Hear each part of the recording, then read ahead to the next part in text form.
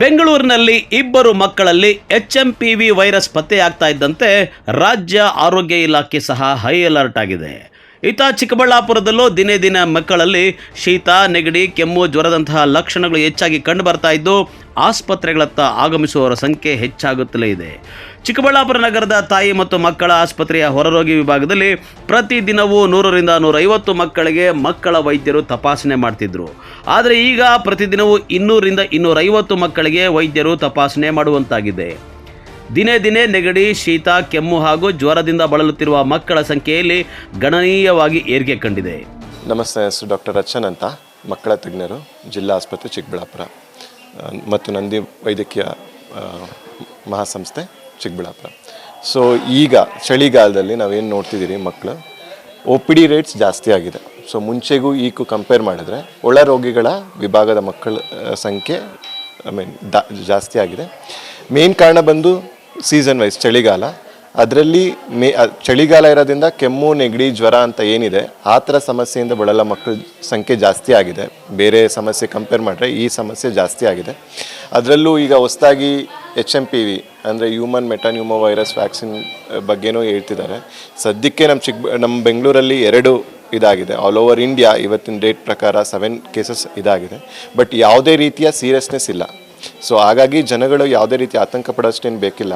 So main thing ಏನಂದರೆ ಯಾವುದೇ ಕೆಮ್ಮು, ನೆಗಡಿ, ಜ್ವರ ಅಂತೂ ಬಂದಾಗ ಆದಷ್ಟು ಬೇಗ ಹಾಸ್ಪಿಟ್ಲಿಗೆ ದಾಖಲೆ ಮಾಡಿ ವೈದ್ಯರ ಹತ್ರ ತಪಾಸಣೆ ತೊಗೊಂಡು ಸೊ ಅದನ್ನು ವಾಸಿಪಡಿಸ್ಕೊಬೇಕಾಗಿ ವಿನಂತಿ. ಸೊ ಈಗ ಮುಂಚೆಗೂ ಈಗ ಕಂಪೇರ್ ಮಾಡಿದ್ರೆ ಮುಂಚೆ 100 ರಿಂದ 150 ಜನ ಬರ್ತಿದ್ರು. ಈಗ ಸ್ವಲ್ಪ ಜಾಸ್ತಿ ಆಗಿದ್ದಾರೆ, 150 ರಿಂದ 200, ಒಂದೊಂದ್ಸತಿ 250 ಜನನೂ ಆಗ್ತಾರೆ.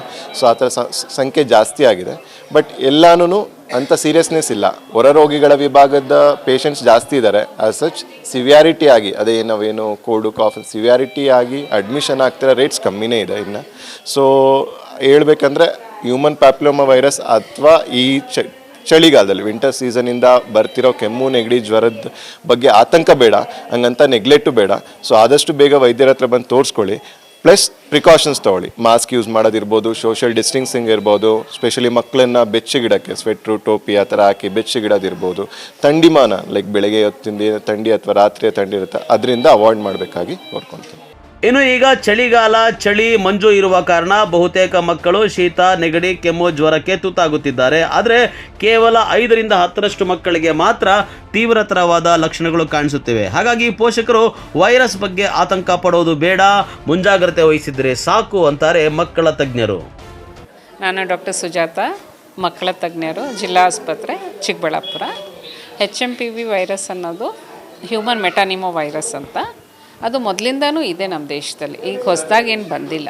ಅರ್ಥ ಆಯ್ತಾ? ಅದು ಬೇರೆ ವೈರಲ್ ಕಾಯಿಲೆ ಥರನೇ ಮಕ್ಕಳಿಗೆ ಪರಿಣಾಮ ಬೀಳುತ್ತೆ. ಜ್ವರ, ನೆಗಡಿ, ಕೆಮ್ಮು, ಹೀಗೆ ರೆಸ್ಪಿರೇಟರಿ ಸಿಂಪ್ಟಮ್ಸೇ ಇರುತ್ತೆ. ಹೇಗೆ ನಾವು ಬೇರೆ ವೈರಸ್ ಕಾಯಿಲೆ ಬಂದಾಗಲೂ ಶುಚಿತ್ವ ಕಾಪಾಡಿ, ಚೆನ್ನಾಗಿ ನೀರು ಕುಡಿ, ಸ್ವಚ್ಛವಾದ ನೀರು, ಗಾಳಿ ಬೇಕು, ಜಾಸ್ತಿ ಜನಸಂಘಿ ಹತ್ರ ಇರಬಾರ್ದು, ಪ್ಲಸ್ ಮಕ್ಕಳಿಗೆ ಜ್ವರ, ನೆಗಡಿ, ಕೆಮ್ಮಿದ್ರೆ ಶಾಲೆಗೆ ಹೋಗ್ದಲ್ಲೇ ಇರೋದು, ಹೀಗಿದ್ದರೆ ಆದಷ್ಟು ಸ್ಪ್ರೆಡ್ ಆಗೋದು ಕಮ್ಮಿ ಆಗುತ್ತೆ ಅಷ್ಟು. ಒಳ್ಳೆ ಊಟ ಮಾಡಬೇಕು, ಮನೆ ಊಟ ಮಾಡಬೇಕು, ಚೆನ್ನಾಗಿ ನೀರು ಕುಡಿಬೇಕು. ಅರ್ಥ ಆಯ್ತಾ? ಶುಚಿತ್ವ ಕಾಪಾಡ್ಕೋಬೇಕು. ಜನಸಂದಣಿ ಹತ್ರ ಜಾಸ್ತಿ ಜನ ಓಡಾಡಬಾರ್ದು. ಹಂಗೆ ಮಾಡಿಕೊಂಡ್ರೆ ಕಮ್ಮಿ. ಭಯಪಡ, ಆತಂಕ ಪಡೋ ಅಂಥದ್ದಿಲ್ಲ. ಅದು ಬೇರೆ ವೈರಸ್ ಕಾಯಿಲೆ ಥರನೇ ಇದೆ. ಮಕ್ಕಳಲ್ಲಿ ಆದಷ್ಟು ಯಾವಾಗಲೂ ವೈರಸ್ ಕಾಯಿಲೆಗಳೇ ಜಾಸ್ತಿ ಇರ್ತವೆ. ಹೇಗೆ ನಾವು ಬೇರೆ ವೈರಸ್ ಕಾಯಿಲೆ ಬಂದಾಗಲೂ ಮಕ್ಳಿಗೆ ಹೇಳ್ತೀವೋ ಹಾಗೆ ಇದ್ದರೆ ಒಳ್ಳೆಯದು. ಇನ್ನು ದಿನೇ ದಿನೇ ಮಕ್ಕಳಲ್ಲಿ ಅತಿ ಹೆಚ್ಚಾಗಿ ಶೀತ, ನೆಗಡಿ, ಕೆಮ್ಮು, ಜ್ವರ ಕಾಣಿಸಿಕೊಳ್ತಾ ಇದ್ದು ಚಿಕ್ಕಬಳ್ಳಾಪುರ ಆರೋಗ್ಯ ಇಲಾಖೆ ಸಹ ಹೈ ಅಲರ್ಟ್ ಆಗಿದೆ. ಚಿಕ್ಕಬಳ್ಳಾಪುರದ ತಾಯಿ ಮತ್ತು ಮಕ್ಕಳ ಆಸ್ಪತ್ರೆ ಆವರಣದಲ್ಲಿರುವ ಕೋವಿಡ್ ಸಂದರ್ಭದಲ್ಲಿ ಆರಂಭಿಸಿದ ವೈರಲ್ ತನಿಖಾ ಲ್ಯಾಬ್ ಮರು ಚಾಲನೆಗೆ ತಯಾರಿಗಳನ್ನು ಸಹ ನಡೆಸ್ತಾ ಇದೆ. ಕ್ಯಾಮರಾಮನ್ ಪ್ರವೀಣ್ ಜೊತೆ ಕಳವಾರ ಅರುಣ್, MMTV ನ್ಯೂಸ್, ಚಿಕ್ಕಬಳ್ಳಾಪುರ.